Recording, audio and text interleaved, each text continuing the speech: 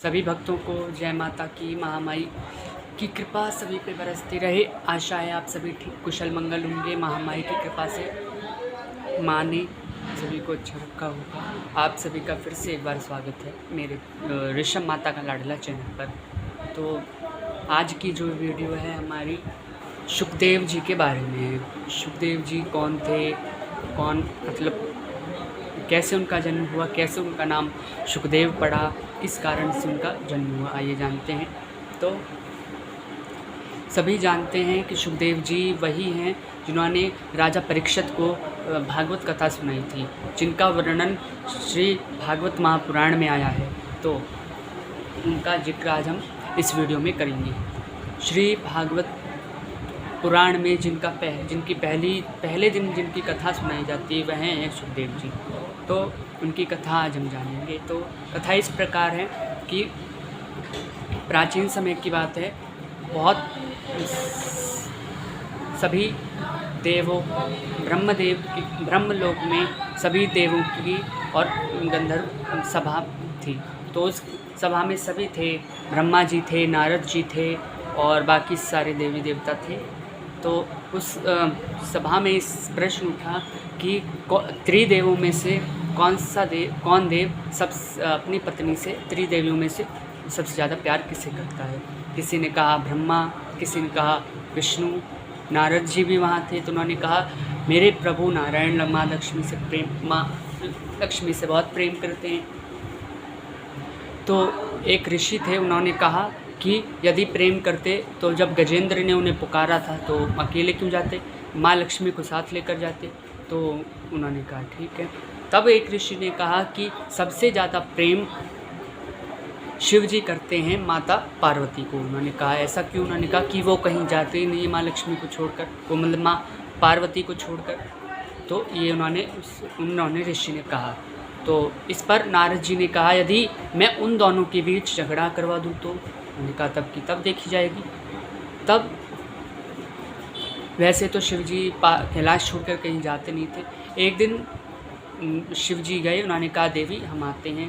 तो शिव जी गए, वैसे ही नारद जी वहाँ आ गए। अब नारद जी वहाँ आए, इन्होंने कहा नारायण नारायण, के मुख में नारायण का नाम। पार्वती जी आई, अरे देवऋषि आप यहाँ पर। उन्होंने कहा हाँ देवी हम यहाँ पर। उन्होंने कहा बाबा कहाँ हैं। देवी ने कहा कि प्रभु तो यहाँ नहीं हैं, आप मुझे बताइए। उन्होंने कहा नहीं मुझे बाबा से कार्य है तो मैं उन्हीं को बताऊँगा। तो ऐसा कहकर उन्होंने ऐसा कहा। तो माँ पार्वती ने कहा आप बता दीजिए मैं बाबा को बता दूँगी। उन्होंने कहा नहीं मैं बाबा को ही बताऊँगा, वो हमारी अपनी निजी बात है। तो उन्होंने कहा ऐसा कुछ नहीं है, आपके मतलब महादेव मुझसे कुछ नहीं छिपाते। उन्होंने कहा अच्छा ऐसी बात है। तो माँ पार्वती ने कहा हाँ ऐसी ही बात है। तो तब नारद जी ने कहा अच्छा उन्होंने आपको ये भागवत अमर कथा सुनाई है। माँ पार्वती ने कहा नहीं ये तो नहीं सुनाई। उन्होंने कहा उन्होंने मुझे तो सुनाई है। उन्होंने कहा अच्छा हाँ। तो उन्होंने कहा अब ये कहकर वहाँ से नारद जी चले गए, उनके मन में शंका डालकर।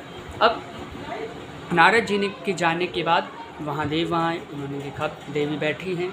अब उन्हें ये नहीं पता क्रोध में बैठी। उन्होंने कहा कोई आओ भगत भी नहीं। तो वहाँ जाके बैठी। थोड़ी देर बाद बोले देवी आपकी तबीयत तो ठीक है ना। माँ पार्वती ने कहा हाँ मेरी तबीयत ठीक है। अब फिर उन्होंने पूछा कि कार्तिक और गणेश कहाँ गए हैं। उन्होंने कहा मुझे क्या पता।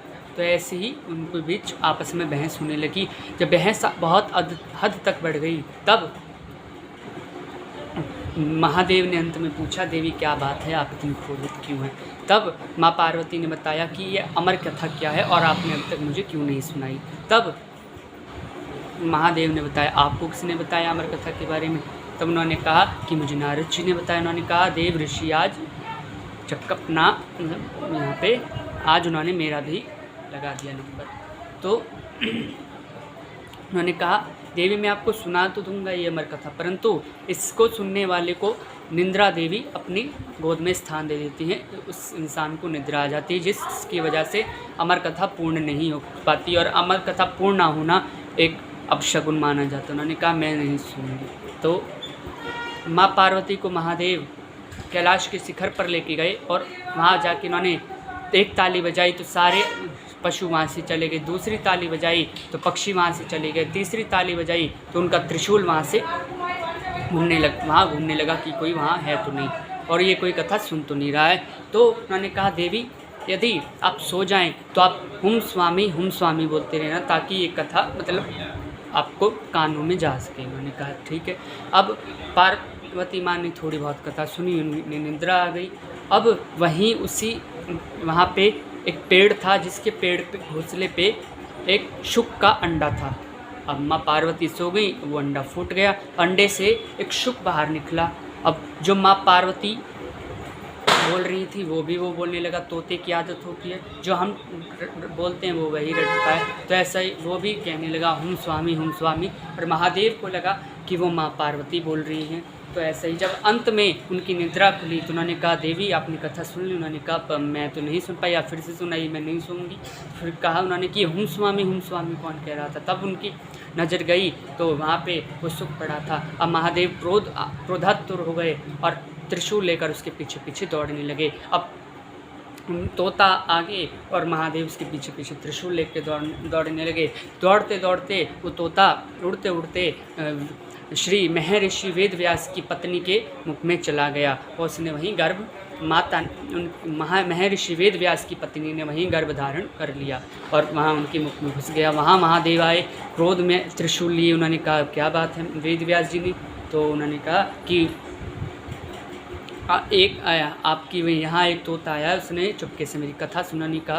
अब कथा सुन ली, अब वो उगल तो थोड़ी देर। उन्होंने कहा मैं उसे मृत्युदंड दूंगा। उन्होंने कहा वो तो देवी के मुख में चला गया, आप कैसे लेख निकालेंगे? वो बाहर आए, चले जाना। अब बहुत दिन व्यतीत हुए फिर भी वो तोता नहीं निकला। अब मुख में गर्भ धारण कर दिया तो तोता वहीं रह गया। अब 1 साल व्यतीत हुआ, 2 साल व्यतीत हुए, 5 साल व्यतीत होने के बाद महादेव भी वहाँ से चले गए। तब महर्षि वेद व्यास की पत्नी इतने समय तक हो गए थे, 5 वर्ष व्यतीत हो गए।